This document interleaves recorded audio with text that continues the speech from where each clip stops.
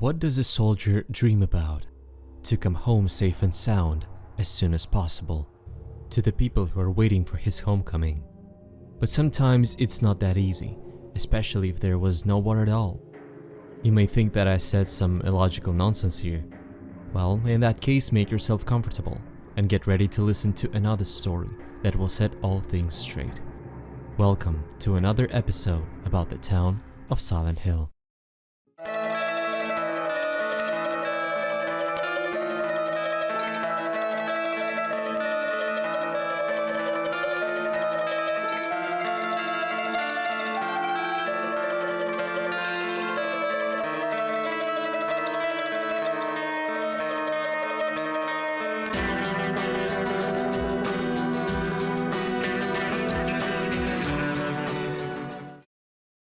Gossips and talks about the continuation of Silent Hill oriented towards new platforms have been wandering in the air for a very long time, almost after the release of the fourth part, although it was announced on E3 only in 2007. The very first teaser was shown to the public, and in this teaser, an unknown narrator was expressing thoughts about the horrors of war and homecoming. After that, viewers could see the familiar halo of the sun and V sign on top of it. The studio that replaced Climax Studio and was in charge of this game is called Double Helix Studios. Double Helix appeared as a consolidation of companies called The Collective and Shiny Entertainment. The first one is famous for projects like Indiana Jones and the Emperor's Tomb and Mark Echo's Getting Up. And the second company is famous for Earthworm Jim and Matrix video games. The only person who stayed and continued his work from the original team was Akira Yamaoka, the main music composer of the games. After a year of development, the project officially changed its name to Silent Hill Homecoming and was officially presented in stores in 2008. Reviews of this game were extremely controversial from both critics and players.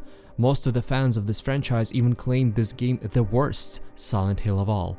Besides, this is the first game in the series that was not officially sold in Japan.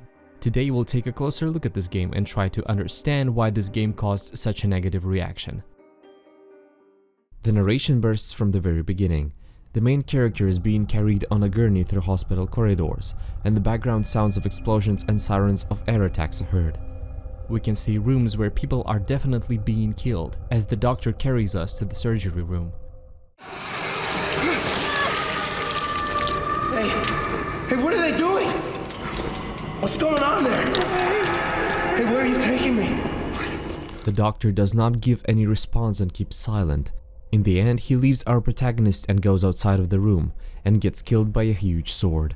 This is the place where the game starts. The protagonist releases himself, and while wandering across the hospital, he will meet not only monsters, but his little brother Joshua, who runs away over and over again.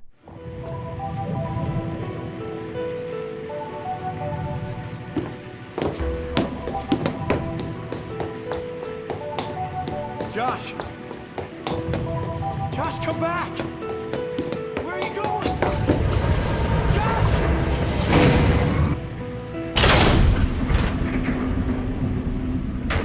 Trying to catch him, he will run into an elevator.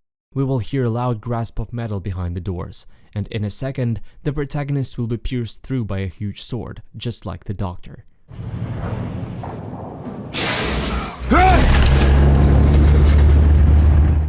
Turns out that it was all just a dream, and we find ourselves in a truck of a person you may find slightly familiar. It's time to introduce the main character to you. His name is Alex Shepard. Not the Captain Shepard, of course, but he's also a military man who spent quite some time at a hospital after being hurt at war. After his recovery, he's going back home to his hometown, Shepherd's Glen, and don't be confused by the assonance between Alex's last name and the name of the town.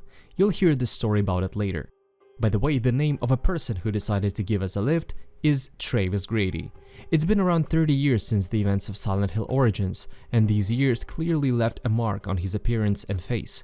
The homecoming turns out to be not as happy as Alex expected. The town is in tatters, and there are no people on the streets. There is no chance to enter almost any house, and the roads are either closed or destroyed. Along his way, Alex will meet his acquaintance, a local judge, Margaret Holloway, who is surprised that Alex has come back, but is not surprised about the absence of people for some reason. You should go home. See your mother. Perhaps I'll see you later.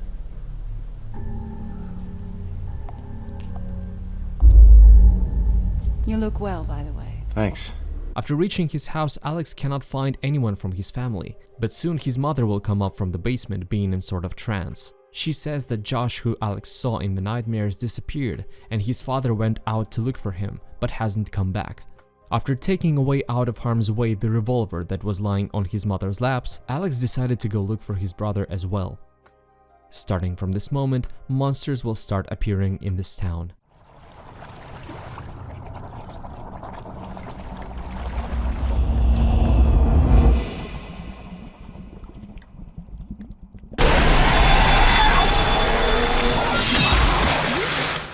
In an effort to find some clues, the protagonist stumbles upon his another old acquaintance, the judge's daughter Elle Holloway. Obviously surprised, she tells Alex that she's trying to find her little sister Nora, who went missing.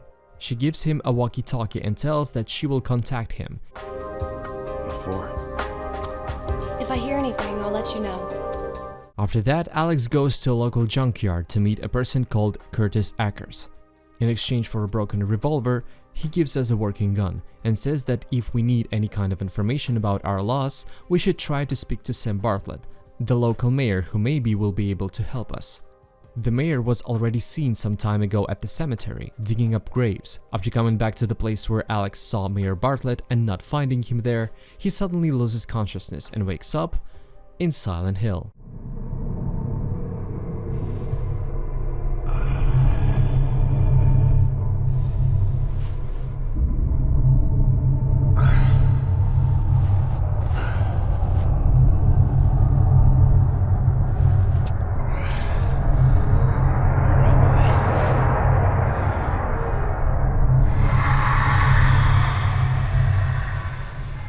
Suddenly, Alex mentions his brother who runs into the building of Grand Hotel. It's not surprising you don't remember this hotel because there was no Grand Hotel in Silent Hill before, but we'll discuss this moment later.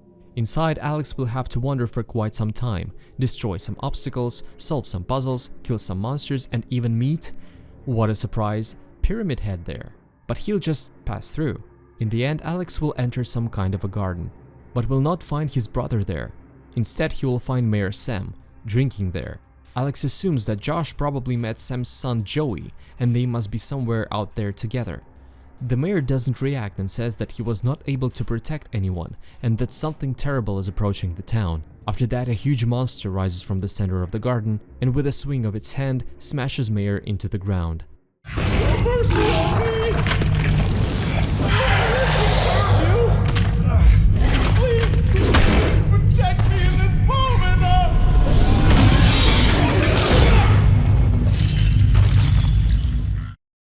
After defeating this creature, Alex faints again and wakes up in Shepherd's Glen, in one of the cells of the police station where he is met by a sheriff assistant, James Wheeler. After satisfying himself with the information that Alex sees monsters too, he sets him free and asks him to help in the battle. Elle contacts Alex and says that she's been caught in the ambush in a police car outside.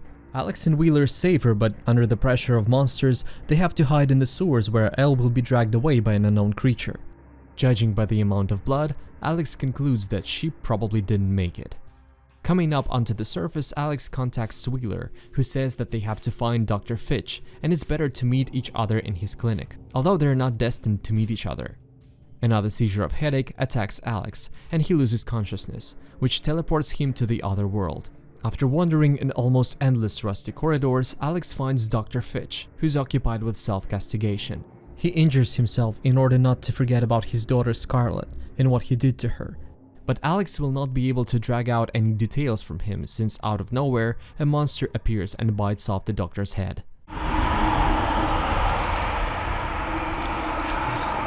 Forgive me.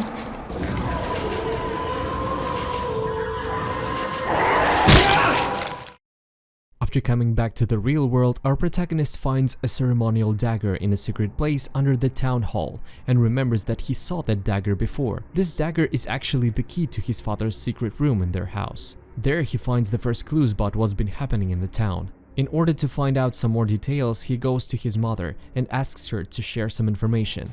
At that moment, they get attacked by the followers of Silent Hill cult, knock Alex out and kidnap his mother.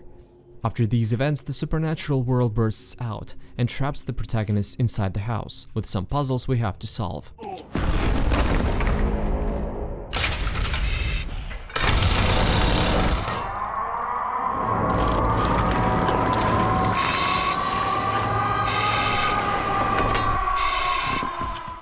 Alex manages to get out and meets Elle, alive and unharmed. The couple meets Wheeler, and together they're headed to Silent Hill on a boat, since Shepherd's Glen is also situated on the shore of the Toluca Lake. On their way, Wheeler says that there's something wrong with this town, and everyone's been saying to keep away from it. He even heard a story about one police officer from Brahms, who went there and never came back. Of course, this is a reference to Sybil Bennett from the very first part.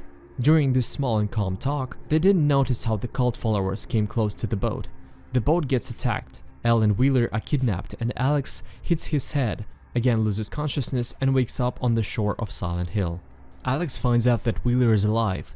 The followers of the cult didn't even have the trouble to take his walkie-talkie away, only closed him in one of the prison cells. But it's not the same prison we saw in the second part. It's another one situated also in Silent Hill, but again, we'll talk about this moment later. Alex breaks into the building and saves Wheeler. Together they unite to find Elle. While wandering, Alex will stumble upon his mother, who's tied up to a certain death machine.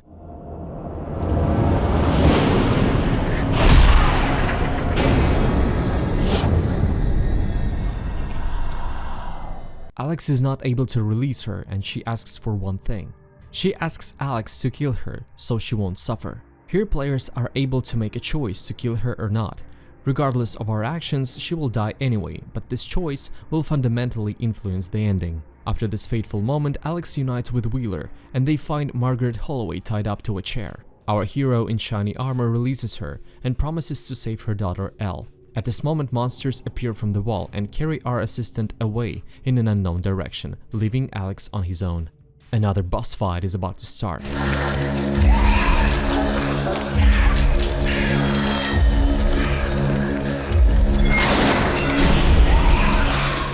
After the battle, our protagonist remembers that he's actually here to find his brother, and after seeing the boy, he runs after him. Alex enters a church where he finds his dad hung onto his wrists. At this point, we see some kind of plot revealing and find some answers, but I'll tell you about it in detail really soon. After a short dialogue, the pyramid head appears from behind and cuts Alex's father into two pieces.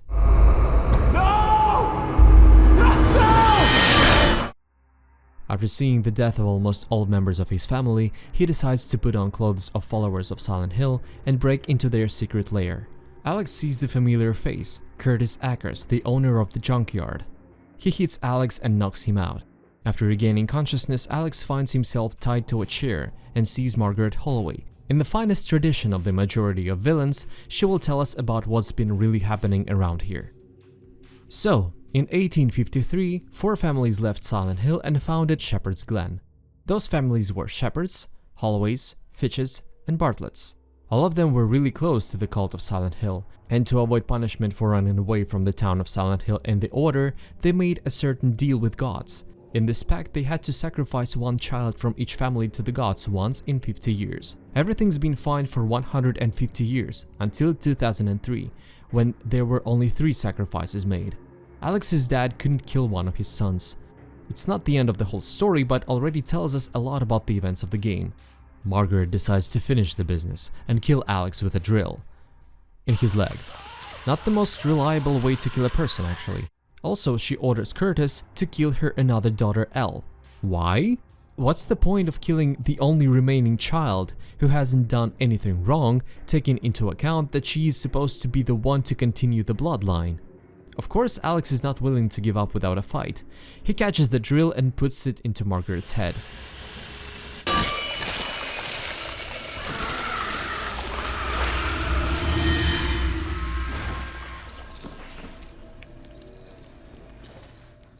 Alex, by the way, doesn't seem to care that he had a drill in his leg literally seconds ago. He follows Curtis and kills him, sets Elle free, and on his way back meets Wheeler, stabbed with several knives. And Wheeler is still alive after these injuries. Anyway, at this moment, a player again has a choice whether to sacrifice one medical kit to save him or to save it for the final boss. Alex sneaks into some kind of tomb of crypts, where all sacrificed children are buried, and finds his name on one of them. The awful truth strikes our hero. He was supposed to be sacrificed. Since a younger son, Josh, was born in Shepard's family, their dad decided that this exact boy would continue their generation. That's why Dad put a lot of effort in order not to let Josh get used to his elder brother.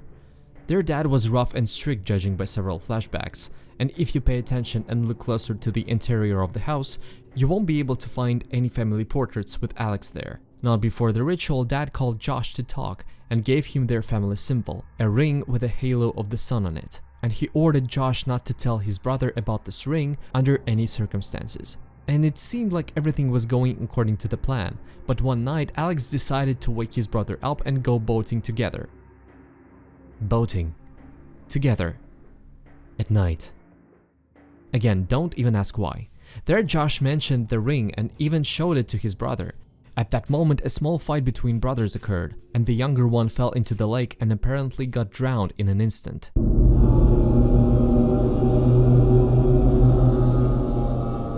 you know what you've done? It was an accident. This is not the way it's supposed to be. I chose you. Now you've ruined it for all of us. He's okay, he's right, he's like...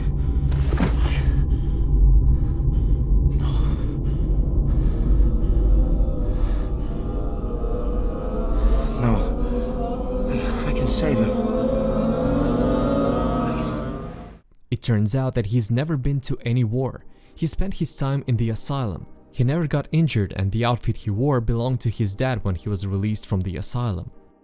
He simply forgot about all this and came back to his own town where, because of the broken pact with gods, many horrible things started to happen. Well, all in all, more or less, this is the whole plot of Homecoming. After that, only the battle with the final boss follows, and one of 5 endings. The endings would change only because of 2 or 3 factors: the death of the mother, forgiving of the father, and rescue of Wheeler. Besides, the father should have been forgiven not straightforwardly. Not long before meeting his father, Alex would find himself in a confessional and hear a story from an unknown person. And just like in Silent Hill 3, we should have decided whether to forgive this person or not. So if a player forgives the father and kills the mother, then after the final boss, Alex will leave the crypt, meet Elle, and they will leave the place together.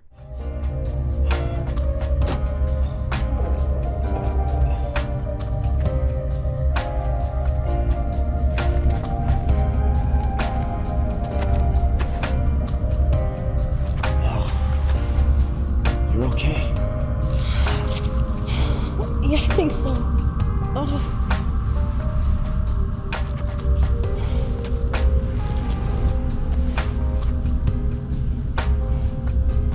What did you see in there? What I needed to.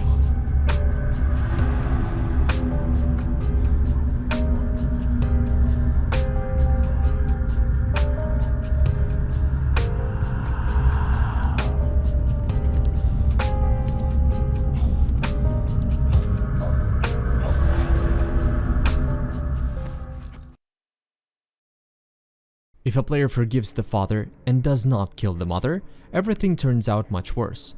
Alex will wake up in a hospital room, still not willing to accept what he did to his brother. All events of the game were just happening in his mind, and in the end, one of the doctors will come to a tied up Alex and start performing a shock therapy. No, Alex.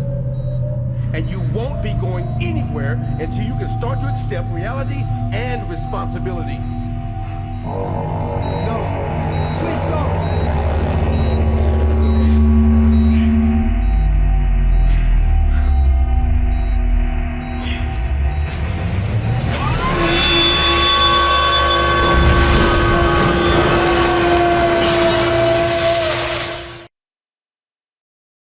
If a player does not forgive the father and kills the mother, he will find himself at home lying in the bath with water. Alex's father will enter the room and start to drown his own son.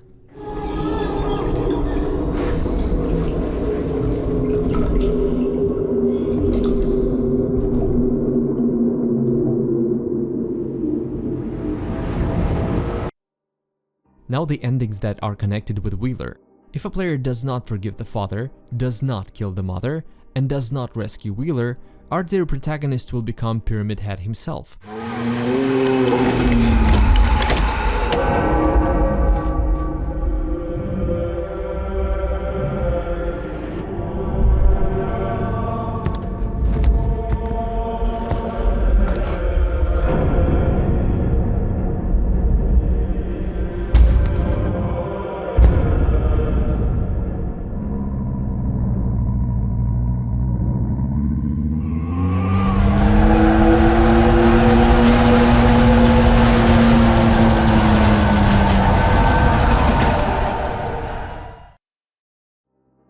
one final ending.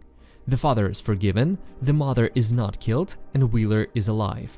Everything will go just like in the first finale, but in the end, an alien ship will appear, kidnap Alex and Elle. And Wheeler will sum everything up saying that he's always known that aliens were behind all this.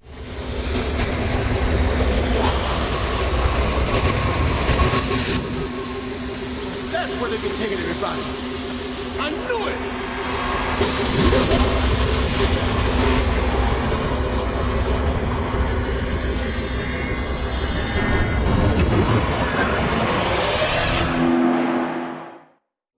This is the apotheosis of strange decisions and plot turns in this game. And that's besides questions like, why did Elle start looking for her sister so much time after she was gone, or why did followers of the cult decide to kidnap Alex's mother all of a sudden? Of course, we know that in previous games there were a lot of aspects that were not explained straightforwardly. We could debate about them and sometimes come to some controversial conclusions. But this time, there is a feeling that creators simply made a weak scenario instead of deliberately leaving some things for discussion. And the most vivid flaw is the ending with aliens. The thing is, there was a chance for players to perform all necessary actions and get this exact ending after the very first walkthrough. Just look at this. You're looking for your brother, find out the truth about the cult and the founders of the city, their rituals and sacrifices, and at the end of it all, aliens.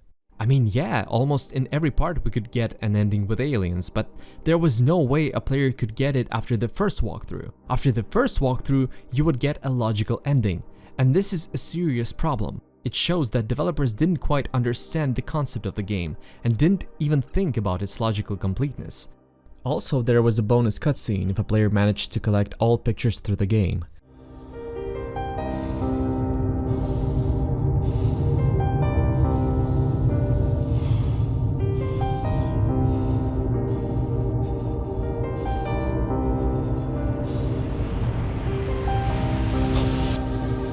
Smile.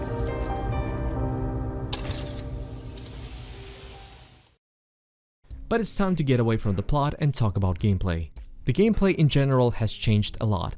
Now it's become much more action-oriented, unlike the first 4 parts. And I have conflicting feelings about this decision.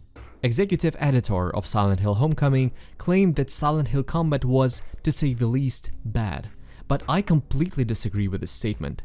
Yes, nowadays it may be hard to play these games for some players, but it was authentic to the atmosphere, environment, and characters we took control of. Characters who, just like players, found themselves in a horrifying world full of monsters, without any idea how to fight them, some special skills or training. Alex learned to perform light attacks, heavy attacks, and charged attacks with melee weapons. For example, light attack, and heavy attack is almost the ultimate decision for the majority of your enemies. You could even stun enemies and finish them easily. Besides, now melee weapons have some utility. They can help you create passageways.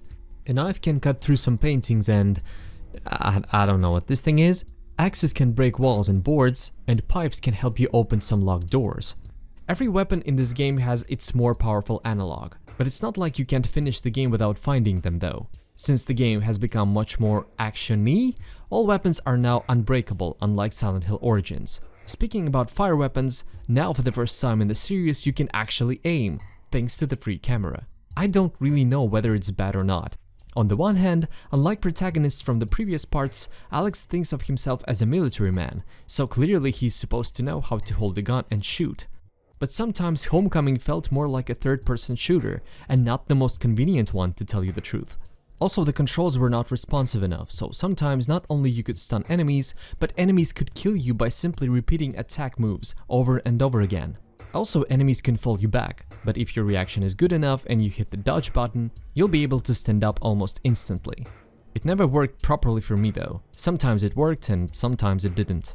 For the first time in the series, players could choose lines in the dialogues. It's not obvious what for. This choice doesn't change anything. The amount of information and differences in answers were minimal. It's not some kind of RPG or something.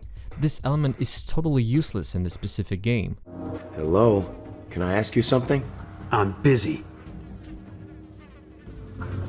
Hey, you're Curtis, right? Hey man, how's it going?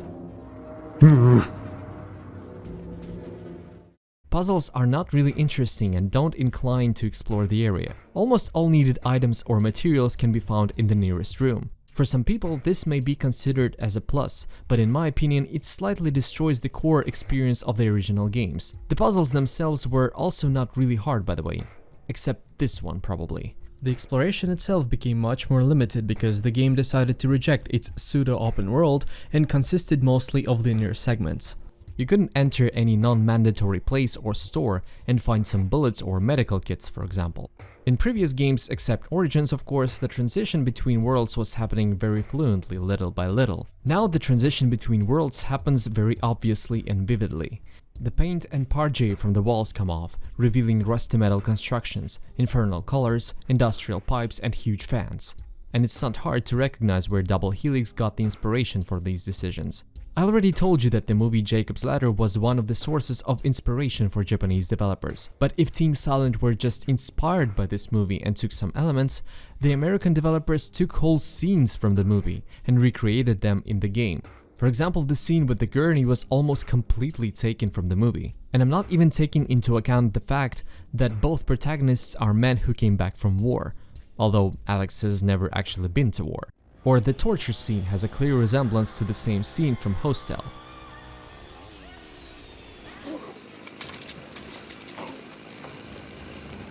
And if only these two moments were used in the game, that would be completely fine. Unfortunately, the developers decided to change some conceptual and canon attributes of the franchise. As you may remember, in 2006 Silent Hill the movie was released. This movie was mostly based on the first game, but also had some conceptual differences. For example, in the movie, there were burning coal mines situated under the city, so the ash was bursting out from the underground. In the movie, it's not quite obvious whether it's a smoke or mysterious fog, because burning coal mines. In the game, in one of the scenes when Alex wakes up, he says smoke, but almost instantly corrects himself and says fog. It looked like the developers wanted to blur the lines between the movie and the game, or situated them in the same universe or something. The sound of the siren, and already mentioned transition, sounds and looks just like in the movie as well. As I already mentioned, just like Rose from the movie, Alex could cut through paintings and thin walls. The image of Silent Hill changed as well. Grand Hotel that was presented in the movie also could be found in the game, for some reason and God knows where. Taking into account that whole 3 motels from previous games and Lakeview Hotel already exist in such a small town. The central part of Silent Hill also changed. The whole street where Artaud Theater was situated simply disappeared, and instead of the whole 2 city blocks, the buildings of the newspaper, electrical station and another prison appeared. What may be considered crucial for the game are some decisions with monster designs. The majority of monsters came right from the movie. For example, extremely sexualized nurses with impressive décolletage and short skirts. This appearance of nurses would fit Silent Hill 2 much better, and even there it would be too much in my opinion.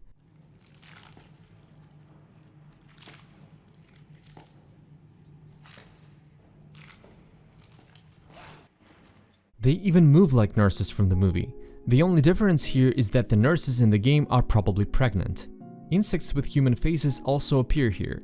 In the game they are called swarms. Yes, we could fight some roaches in previous games, but such big cockroaches with exactly human faces appear only in the movie and this game. The coughing monster Smog has a clear resemblance to the monster from the movie as well. Yes, it looks slightly different, but even their attacks look alike. In the game, this monster opens his chest, revealing his pulsing and smoky lungs. Soldiers of the Order are also presented as enemies here and look exactly like ones from the movie.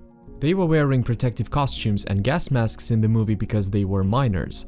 At least it made sense there. But we already found out that there was no smoke in Homecoming, it was fog. In this case, it doesn't make any sense. Well, maybe it was done in order to depersonalize enemies as blind and aggressive enemies of the cult. I'm not sure about this. Of course, there may be some symbolism behind it, or maybe the developers just didn't want to deal with unique 3D models. It's up to you to decide. Besides, we have never had to kill ordinary people, only with rare exceptions. Eddie Dombrowski from the second Silent Hill to be specific. All other enemies were either monsters or former humans who became monsters. And since the followers of the cult are mere people, we have to kill them just like monsters. Besides, it may be okay to hit a monster with an axe 10 times or shoot about 6 times to kill them, but there were no balance corrections made for human enemies.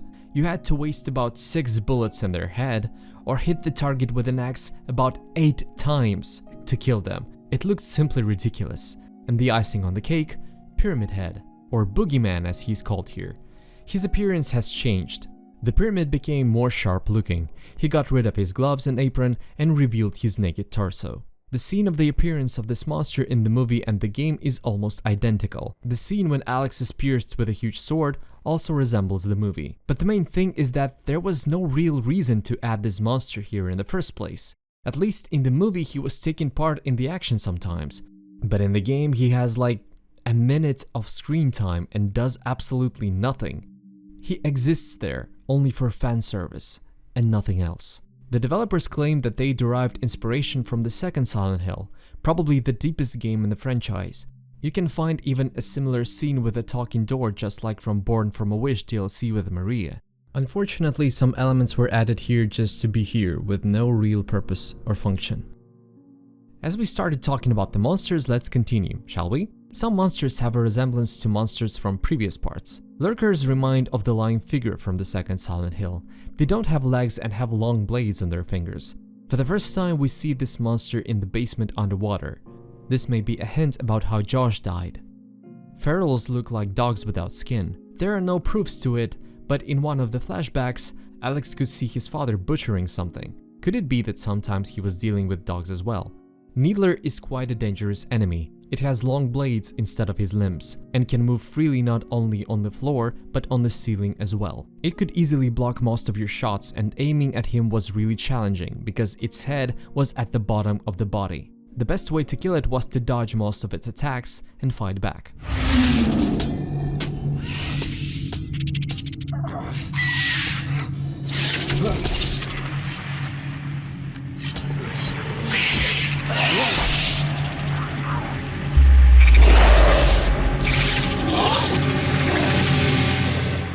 Skims looked like humans except for their heads. They looked like Blade Pendulum with jaws in between.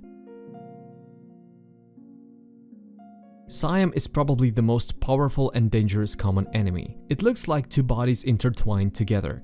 The body on the back is weaker, and that is exactly its weak spot. It probably represents the parents of Alex, commanding and dominating father and obedient mother. The piece of game where Double Helix shines the best is the bosses. Those are the children that were killed by their parents. Not only do these bosses represent the children themselves, but also the way they died. Also, the bosses had their weak spots that added depth to each of them. Unfortunately, instead of finding out these weak spots and strategies to kill these monsters, the game literally tells us what to do, just like with ordinary monsters. Mayor Bartlett's son Joey was buried alive. That's why he appears from the ground in the garden.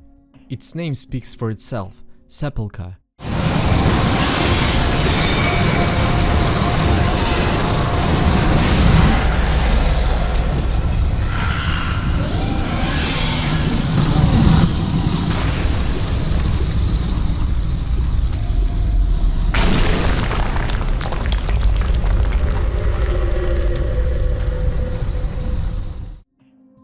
Dr. Fitch cut his daughter to death and probably dismembered her.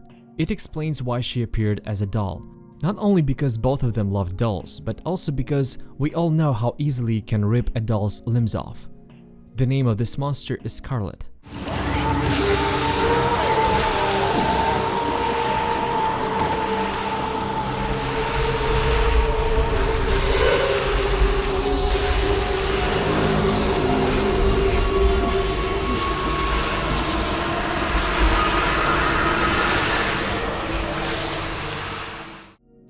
Nora Holloway, a daughter of Judge Holloway, was suffocated to death. That's why in her monstrous form, she has several pairs of hands and one pair around her neck. The name of this monster is asphyxia, which means a condition of deficient supply of oxygen to the body.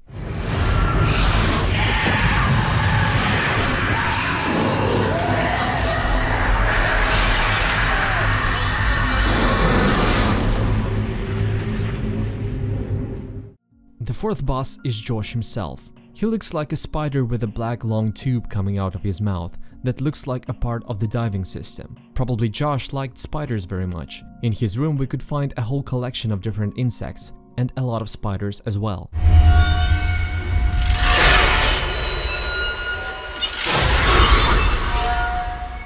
In fact, you're able to witness the killing of the children right at the beginning of the game. Another thing that I don't understand is that why are these deaths so brutal?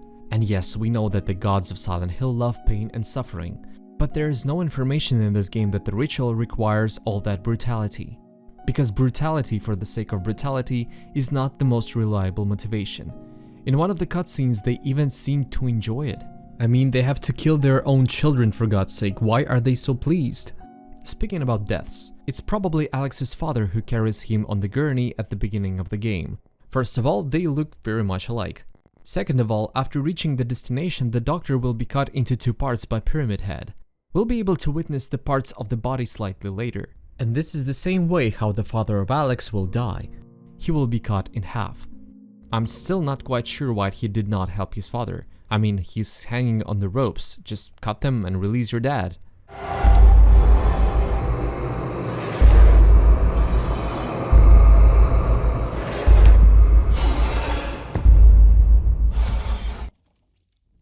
All those questionable decisions, flaws, and misunderstanding of the universe were followed by a poor technical performance. The graphics was not that bad for such a game. The cutscenes were performed decently, but outside of those cutscenes, players could see horrible facial animations that don't hold up against any criticism. It came to life out of the goddamn tree. That's what killed him. And that's the truth. I swear. So you've seen the creatures too? Do you need some help? You're bleeding bad. Don't you touch me! I bleed out the sin, but it grows back, so I must let it out every day. The games that were released on the previous generation of consoles had better facial animations than this.